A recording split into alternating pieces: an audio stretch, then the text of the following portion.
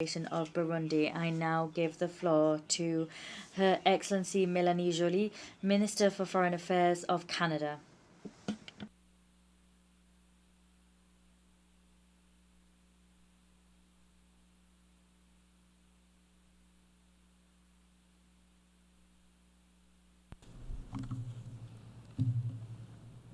Monsieur le Vice-Président, Mr. Vice President, distinguished colleagues, it is an honor for me to take the floor before you today on behalf of Canada and the Canadians. I'd like to underscore that I am meeting with you here on the traditional territory of the Lenape people. This recognition is important because today in Canada we are celebrating the National Day of Truth and Reconciliation, during which we recognize and commemorate the Indigenous peoples who were here before us and continue to live among us. We recognize the pain caused by decades of abuse, negligence, and racism. Here as well, we would like to commit to doing better and to rectifying the errors of the past so we can move forward together. is a country based on the rights and freedoms that are enshrined in our constitutional charter. A core reason Canada is a prosperous society is that beyond offering the freedom to pursue a better life for you and your family, it is also a way for us to provide freedom from the barriers that prevent you from enjoying a better life. Freedom from fear, violence, intimidation, and discrimination. Freedoms that foster a sense of inclusivity and belonging. Freedom that protects the vulnerable and builds stronger communities. Far too often, though, some of the loudest voices claiming to speak for freedom are the ones trying to redefine that word for their own purposes. They claim freedom as an excuse to do as they wish without any regard for the freedoms of others. This is certainly not how we should define freedom. They hide behind the word to tell us everything is broken, to spread disinformation and parrot the lines fed to them by those who wish to interfere in our elections and undermine our democracy.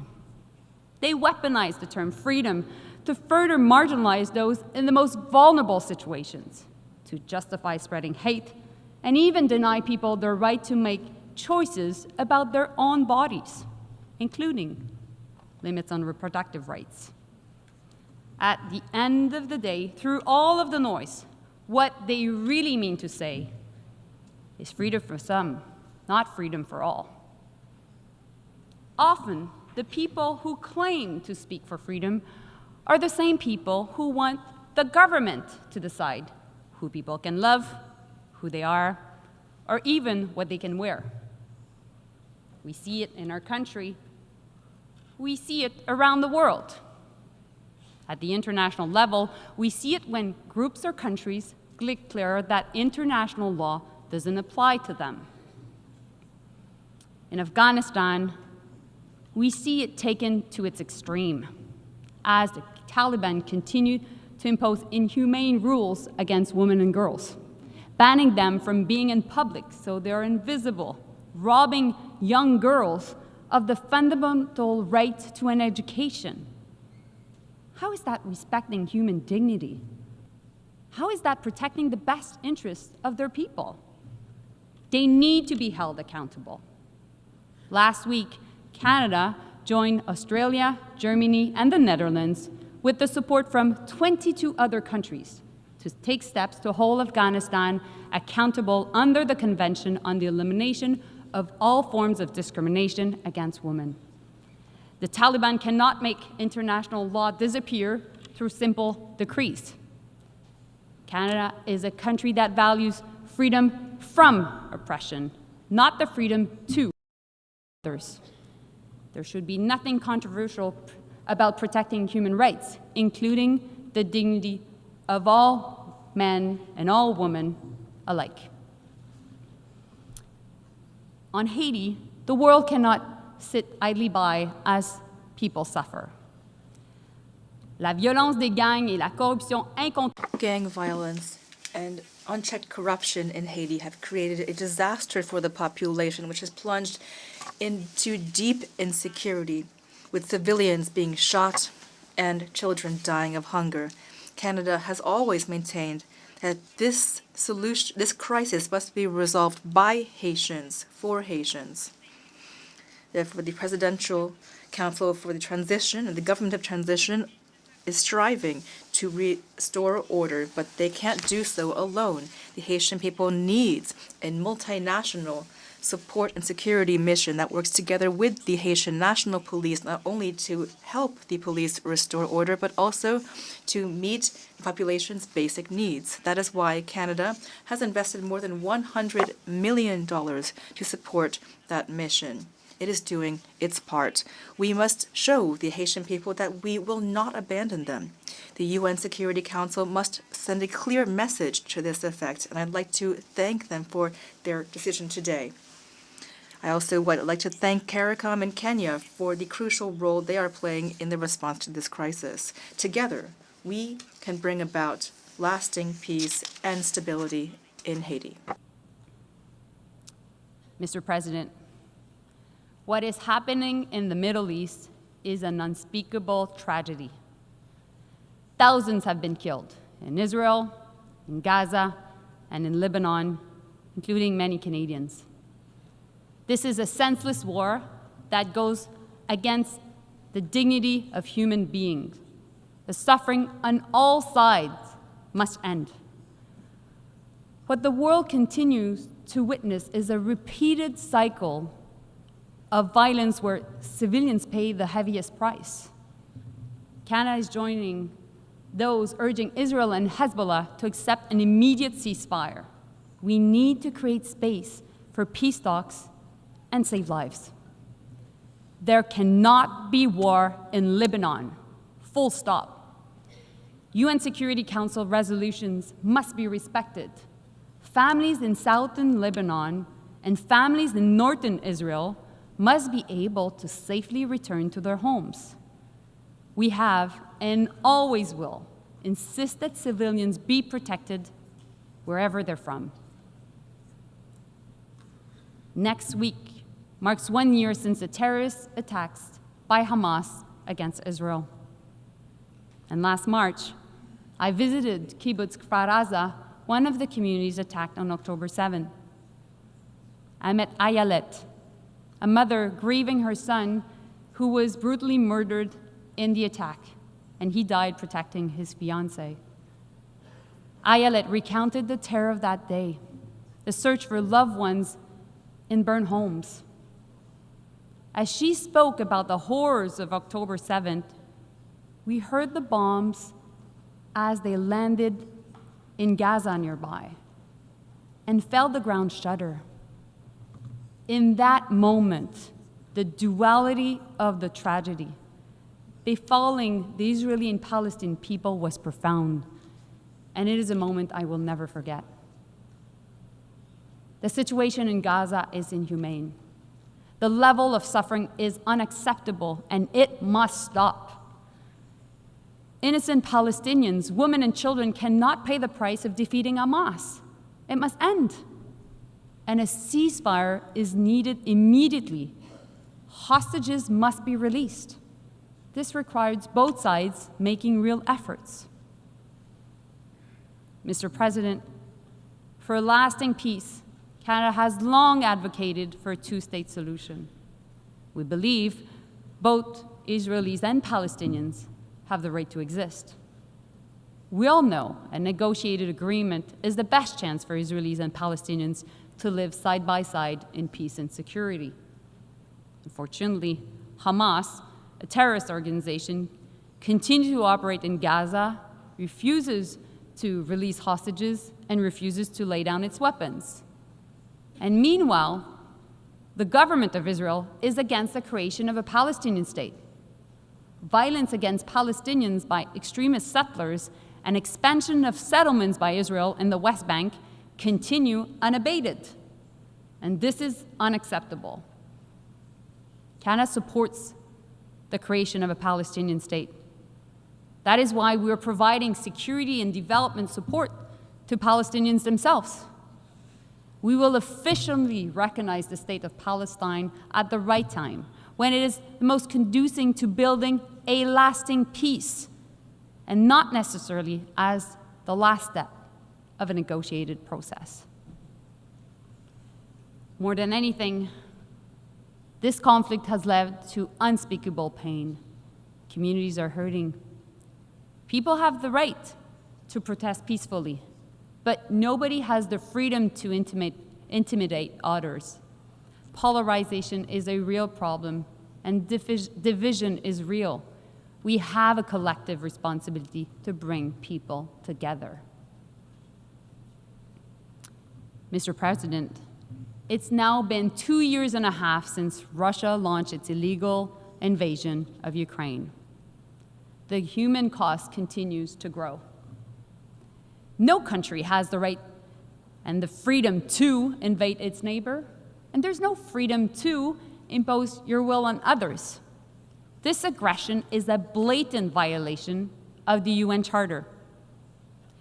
Russia needs to get out of Ukraine now. And the Ukrainian people have the right to be free from fear and from aggression. They have the right to decide what their own future should be. And Mr. President, we all know that if Russia's aggression goes unchecked here, it will continue. Many countries in the region and the hemisphere are wondering if they will be next. And the world must not back down in denouncing this unjustifiable aggression, and Canada will not back down from its support for Ukraine. At the end of October, Canada will host a conference co-organized with Norway and Ukraine on the human dimension of Ukraine's 10-point peace formula. We will focus on the return of children to their families, as well as deported civilians and prisoners of war. Everyone, those affected by this war, is entitled to freedom from violence and from being forced from their home.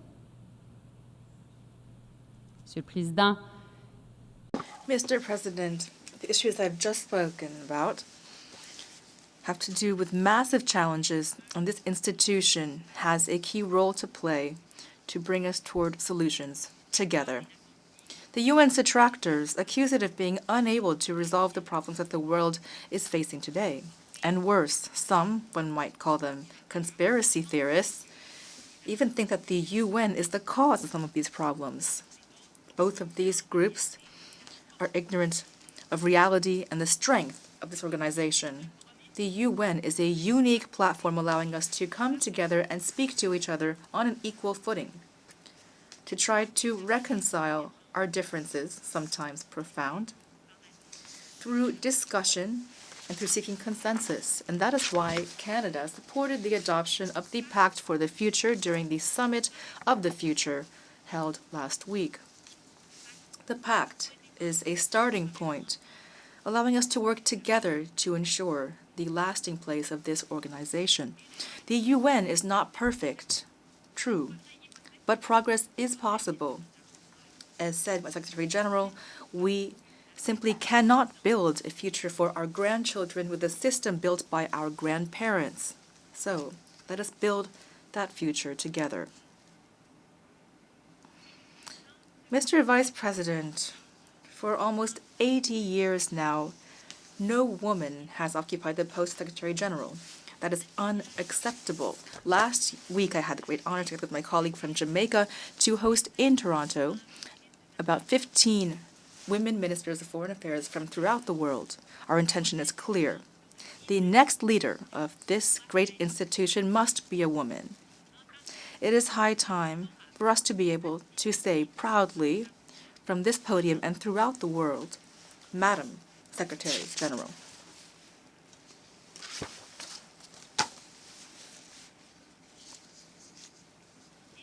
And I will say the same thing for the post of President of the General Assembly. Mr. Vice President, with all due respect, which you inspire in me as well as the President, I hope that next year the delegates will be speaking to a Madam President. And I think that many of us here today share that desire. Mr. President, let me speak to you about my mother. She will be so pleased to know that I'm speaking about her here at the United Nations. You know, my mother and my grandmother are among millions of women throughout the world who fought fiercely for equal rights. They did so alongside the mothers and grandmothers of many of those present here today in this room. Recently, my mother said that we are now part of the consolidation generation, and she's quite right. Being part of our generation means that we need to consolidate the gains that have been made over time and fight against those who are trying to roll back this progress. It also means that we need to continue to fight so that women and girls everywhere have the right to make choices about their own bodies and their own lives. We see the difference this gap in freedoms creates. When women are robbed of the right to decide when to have children, they lose out on education and job opportunities. And when women don't have access to safe abortions, their lives are put at risk. And when women are denied access to safe contraception and fertility treatment, they lose the power to make choices that have the most profound impacts on their lives. Attacks on sexual and reproductive health rights are an attack on equality rights, and they're an affront to basic dignity. Nous devons toujours avoir le... We must all have the right to choose for ourselves what kind of birth control to use. And we must be able to choose for ourselves whether to resort to abortion or assisted reproduction. We, women, have the right to be equal in everything: education, employment, and every other opportunity. We are women, and we are proud of being women. We will never back down. Together, we'll continue to move forward for our sisters, our daughters, and our granddaughters.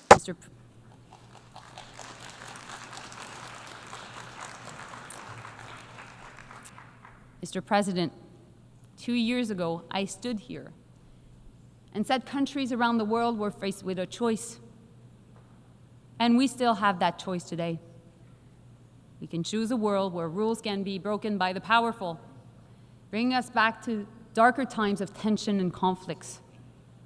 Or we can choose a world to uphold human rights, opportunities for all, peace and prosperity, where people work together to solve problems.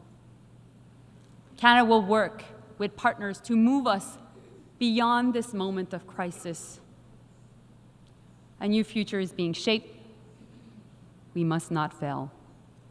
Thank you. Merci.